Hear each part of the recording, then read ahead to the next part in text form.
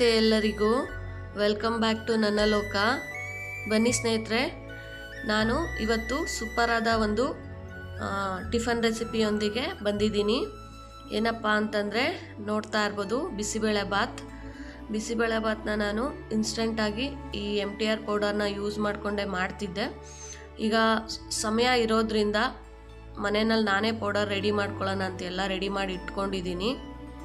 ಬನ್ನಿ ಏನೇನು ಬೇಕಾಗತ್ತೆ ಅಂತ ನೋಡೋಣ. ನಾನಿಲ್ಲಿ ಒಂದು 3 ಟೇಬಲ್ ಸ್ಪೂನಷ್ಟು ಕಡಲೆಬೇಳೆ ತೊಗೊಂಡಿದ್ದೀನಿ, ಒಂದು 3 ಲವಂಗ, ಒಂದು ಚಕ್ಕೆ, ಒಂದು ಏಲಕ್ಕಿ, ಅರ್ಧ ಟೇಬಲ್ ಸ್ಪೂನಷ್ಟು ಮೆಣಸು, ಅರ್ಧ ಟೇಬಲ್ ಸ್ಪೂನಷ್ಟು ಮೆಂತ್ಯ, 1 ಟೇಬಲ್ ಸ್ಪೂನಷ್ಟು ಜೀರಿಗೆ, ಬ್ಯಾಡಗಿ ಮೆಣಸಿನ್ಕಾಯಿ ಮತ್ತು ಒಣಮೆಣಸಿನ್ಕಾಯಿ, ಧನಿಯಾ ಒಂದು 4 ಟೇಬಲ್ ಸ್ಪೂನಷ್ಟು ತೊಗೊಂಡಿದ್ದೀನಿ, ಉದ್ದಿನಬೇಳೆ ಒಂದು 2 ಗಸಗಸೆ ಹಾಗೂ ಎಳ್ಳನ್ನು 2 ಸೇರಿ 1 ಟೇಬಲ್ ಸ್ಪೂನಷ್ಟು ನಾನಿಲ್ಲಿ ತಗೊಂಡಿದ್ದೀನಿ. ಇದೆಲ್ಲ ಬಿಸಿಬೇಳೆಬಾತ್ ಪೌಡರ್ ಮಾಡಲಿಕ್ಕೆ. ಹಾಗೆ ತರಕಾರಿಗಳು ಏನೇನು ಬೇಕಾಗುತ್ತೆ ಅಂತ ನೋಡೋದಾದರೆ ಆಲೂಗಡ್ಡೆ, ಹುಳ್ಳಿಕಾಯಿ, ಆಮೇಲೆ ಕ್ಯಾರೆಟು, ಆಮೇಲೆ ನೌಕೋಲು, ಆಮೇಲೆ ಬಟಾಣಿ, ಹಣ್ಣುಳ್ಳಿ ಬೀಜ ಮತ್ತು ಕಡಲೆ ಬೀಜನ ನಾನಿಲ್ಲಿ ತೊಗೊಂಡಿದ್ದೀನಿ. ಕಡಲೆ ಬೀಜ ಹಾಕೋದ್ರಿಂದ ಟೇಸ್ಟ್ ತುಂಬಾ ಚೆನ್ನಾಗಿರುತ್ತೆ. ಹಾಗೂ ಒಂದೇ ಒಂದು ಟೊಮೆಟೊನ ನಾನಿಲ್ಲಿ ತೊಗೊಂಡಿದ್ದೀನಿ ಸ್ನೇಹಿತರೆ. ಈಗ ಮಸಾಲೆ, ನಾನು ಪೌಡರ್ ಏನೋ ಅಲ್ಲಿ ರೆಡಿ ಮಾಡಿಕೊಂಡೆ. ಆ ಪೌಡರ್ನ ನಾನು ರುಬ್ಕೋಬೇಕಲ್ವ, ಅದಕ್ಕೆ ಏನೇನು ಮಸಾಲೆ ಬೇಕಾಗುತ್ತೆ ಅಂತ ಈರುಳ್ಳಿ, ಟೊಮೆಟೊ, ಕಾಯಿ, ಕೊತ್ತಂಬರಿ ಸೊಪ್ಪು, ಬೆಳ್ಳುಳ್ಳಿ ಇಷ್ಟನ್ನು ನಾನು ಮಸಾಲೆಗೆ ರೆಡಿ ಮಾಡ್ಕೊಂಡಿದ್ದೀನಿ. ಈಗ ಬಿಸಿಬೇಳೆ ಬಾತ್ಗೆ ಬೇಳೆ ಬೇಕಲ್ವ, ಹಾಗಾಗಿ ನಾನಿಲ್ಲಿ ತೊಗರಿಬೇಳೆ ಒಂದು ದೊಡ್ಡ ಗ್ಲಾಸಷ್ಟು ತೊಗೊಂಡಿದ್ದೀನಿ. ಅದರಲ್ಲಿ ಅರ್ಧ ಗ್ಲಾಸಷ್ಟು ಹೆಸ್ರು ಬೇಳೆನ ತೊಗೊಂಡಿದ್ದೀನಿ. ಹಾಗೆ ಒಗ್ಗರಣೆಗೆ ಸಾಸಿವೆ, ಈರುಳ್ಳಿ, ಕರಿಬೇವು, ಬೆಳ್ಳುಳ್ಳಿ ಮತ್ತು ಗೋಡಂಬಿಯನ್ನು ನಾನಿಲ್ಲಿ ತೊಗೊಂಡಿದ್ದೀನಿ. ಹಾಗೆ ಹುಣಸೆಹಣ್ಣು ಸ್ವಲ್ಪ, ಒಂದು ನೆಲ್ಲಿಕಾಯಿ ಗಾತ್ರದಷ್ಟು ಹುಣಸೆಹಣ್ಣು, ಹಾಗೆ ಬೆಲ್ಲನ ನಾನಿಲ್ಲಿ ತೊಗೊಂಡಿದ್ದೀನಿ.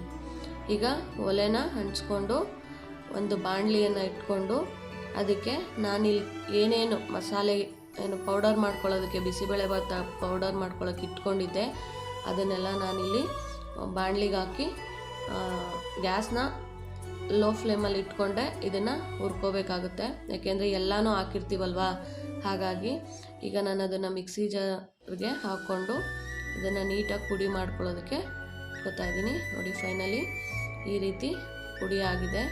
ಕಲರ್ ಬೇಕು ಅಂತಂದರೆ ಬ್ಯಾಡಗಿ ಸೇರಿಸ್ಕೋಬೋದು. ಈಗ ನಾನು ಮಸಾಲೆಗೆ ಈರುಳ್ಳಿ, ಟೊಮೆಟೊ, ಕಾಯೆಲ್ಲ ಇಟ್ಟಿದ್ನಲ್ವ, ಅದನ್ನು ನಾನಿಲ್ಲಿ ಸ್ವಲ್ಪ ಎಣ್ಣೆ ಹಾಕಿ ಫ್ರೈ ಮಾಡ್ಕೊತಾ ಇದ್ದೀನಿ.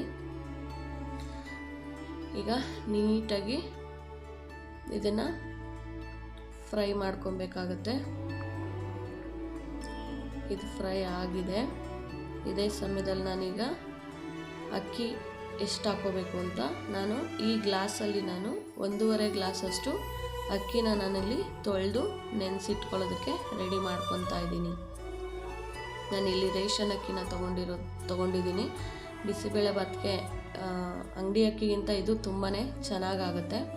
ಹಾಗಾಗಿ ನಾನಿಲ್ಲಿ ಮಸಾಲೆಯನ್ನು ರುಬ್ಕೊಂಡು ರೆಡಿ ಆಯ್ತೀಗ. ಅದಕ್ಕೆ ನಾನೀಗ ರುಬ್ಬಿಟ್ಕೊಂಡಿರೋಂಥ ಮಸಾಲೆಗೆ ಬಿಸಿಬೇಳೆ ಬಾತ್ ಪೌಡರ್ ಏನು ನಾನು ರೆಡಿ ಮಾಡ್ಕೊಂಡಿದ್ದೆ ಅಲ್ವಾ, ಅದನ್ನು ಮಿಕ್ಸಿ ಜಾರ್ಗೆ ನಾನಲ್ಲಿ ಹಾಕೋತಾ ಇದ್ದೀನಿ. ನಾನು ಸಪ್ರೇಟಾಗಿ ಆ ಪುಡಿನ ರುಬ್ಕೊಂಡು ಮಸಾಲೆ ರುಬ್ಕೊತೀವಲ್ವ, ಆಮೇಲೆ ಪೌಡರ್ ಸೇರಿಸ್ಕೋಬೇಕು. ಟೇಸ್ಟ್ ಚೆನ್ನಾಗಿರುತ್ತೆ ಆಗ. ಈಗ ಬನ್ನಿ ಒಗ್ಗರಣೆ ಮಾಡ್ಕೊಳ್ಳೋದಕ್ಕೆ ನಾನು ಒಲೆ ಮೇಲೆ ಒಂದು ಕುಕ್ಕರನ್ನು ಇಟ್ಕೊಂಡಿದ್ದೀನಿ. ಅದಕ್ಕೀಗ ಎಣ್ಣೆ ಮತ್ತು ತುಪ್ಪನ ಸೇರಿಸ್ಕೊತಾ ಇದ್ದೀನಿ. ಎಣ್ಣೆ ಮತ್ತು ತುಪ್ಪ ಕಾದ ನಂತರ ಸ್ವಲ್ಪ ಸಾಸಿವೆನೂ ಸಹ ನಾನಿಲ್ಲಿ ಸೇರಿಸ್ಕೊತಾ ಇದ್ದೀನಿ.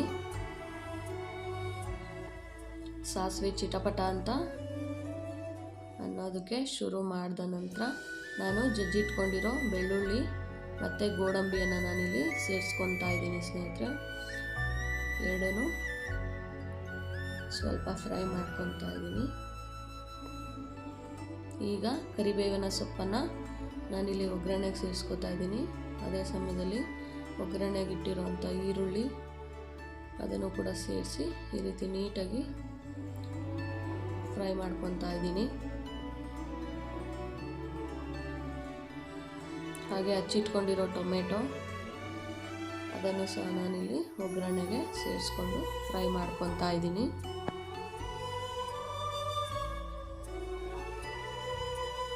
ಎಲ್ಲನೂ ನೀಟಾಗಿ ಫ್ರೈ ಆಗಲಿ.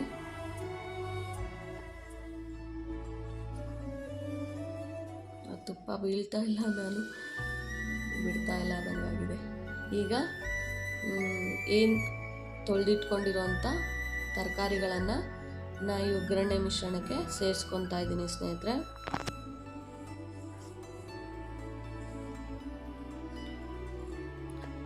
ಇಲ್ಲಿ ಮೈನ್ ಟೇಸ್ಟ್ ಬಂದು ಕಡಲೆ ಬೀಜ ಮತ್ತು ಹಣ್ಣುಳಿಕಾಯಿ ಬೀಜ. ತುಂಬಾ ಟೇಸ್ಟಿಯಾಗಿರುತ್ತೆ ಇದು. ಬಿಸಿಬೇಳೆ ಭಾತ್ಗೆ ಹಾಕೋದ್ರಿಂದ ಡಬಲ್ ಬೀನ್ಸ್ ಅಂತ ಬರುತ್ತೆ, ಅದು ಕೂಡ ಚೆನ್ನಾಗಿರುತ್ತೆ ಬಿಸಿಬೇಳೆ ಭಾತಲ್ಲಿ. ಈಗ ತರಕಾರಿ ಮತ್ತು ಎಲ್ಲನೂ ನೀಟಾಗಿ ಫ್ರೈ ಆಗಿದೆ. ಈಗ ತೊಳೆದಿಟ್ಕೊಂಡಿರುವಂಥ ತೊಗರಿಬೇಳೆ ಹಾಗೂ ಹೆಸರು ಬೇಳೆನ ನಾನಿಲ್ಲಿ ಸೇರಿಸ್ಕೊತಾ ಇದ್ದೀನಿ. ಅದನ್ನು ಕೂಡ ನೀಟಾಗಿ ಫ್ರೈ ಮಾಡ್ಕೊತಾ ಇದ್ದೀನಿ. ಈ ರೀತಿ ನೀಟಾಗಿ ತರಕಾರಿ ಜೊತೆ ಕಾಳನ್ನು ಹಾಕಿ ಫ್ರೈ ಮಾಡ್ಕೊಳ್ಳೋದ್ರಿಂದ ಚೆನ್ನಾಗಿರುತ್ತೆ ಟೇಸ್ಟು. ಈಗ ರುಬ್ಬಿಟ್ಕೊಂಡಿರುವಂಥ ಮಸಾಲೆನ ನಾನಿಲ್ಲಿ ಈ ಒಗ್ಗರಣೆ ಮಿಶ್ರಣಕ್ಕೆ ಸೇರಿಸ್ಕೊತಾ ಇದ್ದೀನಿ. ಈ ರೀತಿ ನೀಟಾಗಿ ಒಂದು ಮಿಕ್ಸ್ ತೊಗೊಂಬಿಡ್ಬೇಕು. ಈಗ ಏನು ಹುಣಸೆಹಣ್ಣು ನೆನೆಸಿಟ್ಕೊಂಡಿದ್ದೆ ಅಲ್ವಾ, ಅದನ್ನು ಸಹ ನಾನಿಲ್ಲಿ ಸೇರಿಸ್ಕೊಂಡಿದ್ದೀನಿ. ಹಾಗೆ ಬೆಲ್ಲನ ಇಟ್ಕೊಂಡಿದ್ದೆ ಅಲ್ವಾ, ಅದನ್ನು ಕೂಡ ನಾನಿಲ್ಲಿ ಸೇರಿಸ್ಕೊತಾ ಇದ್ದೀನಿ. ಈಗ ಇದನ್ನೆಲ್ಲನೂ ತಟ್ಟೆ ಮುಚ್ಚಿ ಸ್ವಲ್ಪ ಹೊತ್ತು ಕುದಿಸ್ಕೊಳ್ಳೋಣ. ನೋಡಿ, ಕುದಿಸಿದಾಗಿದೆ ನೋಡಿ. ಈ ರೀತಿ ನೀಟಾಗಿ ಎಲ್ಲ ತರಕಾರಿ ಇದಕ್ಕೆಲ್ಲ ನೀಟಾಗಿ ಮಸಾಲೆ ಹಿಡ್ದಿರುತ್ತೆ. ಈ ಸಮಯದಲ್ಲಿ ನಾವು ಅಕ್ಕಿನ ಸೇರಿಸ್ಕೋಬೇಕಾಗುತ್ತೆ. ತೊಳೆದಿಟ್ಕೊಂಡಿರೋಂಥ ಅಕ್ಕಿನ ಈ ಸಮಯದಲ್ಲಿ ಸೇರಿಸ್ಕೋಬೇಕಾಗುತ್ತೆ. ಸೇರಿಸ್ಕೊಂಡು ನೀಟಾಗಿ ಮಸಾಲೆ ಜೊತೆ ಅಕ್ಕಿನ ಈ ರೀತಿ ಒಂದು ಮಿಕ್ಸ್ ತೊಗೊಂಡು ನೀರನ್ನು ಸೇರಿಸ್ಕೋತಾ ಇದ್ದೀನಿ. ನಾನು 1.5 ಗ್ಲಾಸ್ ಅಷ್ಟು ಅಕ್ಕಿ ತೊಗೊಂಡಿರೋದ್ರಿಂದ ನಾನಿಲ್ಲಿ ಒಂದು 8ರಿಂದ 8.5 ಗ್ಲಾಸಷ್ಟು ಅದೇ ಗ್ಲಾಸಲ್ಲಿ ನೀರನ್ನು ನಾನು ಆ ತಪ್ಪಲೆಗೆ ಸೇರಿಸ್ಕೊಂಡಿದ್ದೆ. ಆ ನೀರನ್ನು ನಾನಿಲ್ಲಿ ಸೇರಿಸ್ಕೊಂಡು ನೋಡ್ತಾ ಇದ್ದೀನಿ ಸಾಕಾಗುತ್ತಾ ಏನು ಅಂತ. ಈಗ ರುಚಿಗೆ ತಕ್ಕಷ್ಟು ಉಪ್ಪನ್ನು ಸಹ ನಾನಿಲ್ಲಿ ಸೇರಿಸ್ಕೋತಾ ಇದ್ದೀನಿ.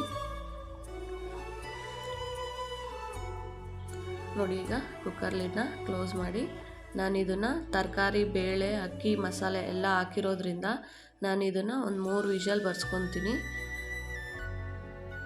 ನೋಡಿ, ಈಗ 3 ವಿಷಲ್ ಹೋಗ್ತಾ ಇದೆ. ಈಗ ವಿಷಲ್ ಎಲ್ಲ ಆಯಿತು.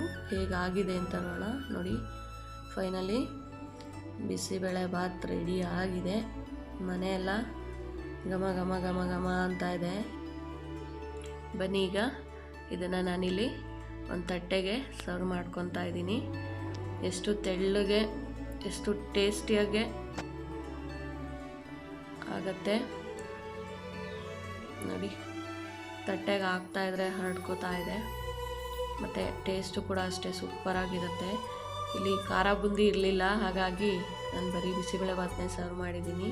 ಹೇಗಿತ್ತು ಅಂತ ನೀವು ಕೂಡ ಮನೆಯಲ್ಲಿ ಮಾಡಿ ಹೇಳಿ. ಮತ್ತೊಂದು ವಿಡಿಯೋದಲ್ಲಿ ಸಿಗೋಣ. ಥ್ಯಾಂಕ್ಸ್ ಫಾರ್ ವಾಚಿಂಗ್ ನನ್ನ ಲೋಕ ಸ್ನೇಹಿತರೆ. ಬಾಯ್.